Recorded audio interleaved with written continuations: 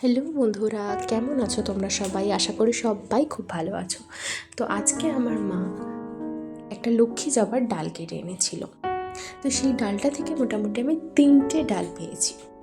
প্রথমত 2টো ডালকে আমি মাটিতে লাগিয়েছি, এখন বৃষ্টির ওয়েদার, মাটিতেও হতে পারে ডাল, এবং একটা ডালকে আমি বালিতে লাগাবো। বালিতে লাগালে সহজেই কিন্তু তোমরা গাছের শিকড় বের করতে পারবে।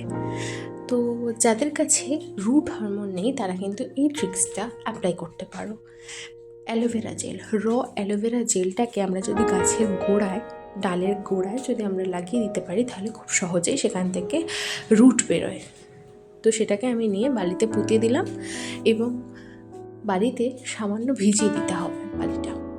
তারপরে আমি সেটাকে প্লাস্টিক দিয়ে মুখ বন্ধ করে দেব এবং কিছু দিনের জন্য রেখে দেব অন্ধকার জায়গায় না রাখলে ছায়াযুক্ত স্থানে রেখে দিলেও হবে। তো রুট বেরোলে আমি আবার তোমাদের সাথে শেয়ার করব। আজকের মতো টাটা।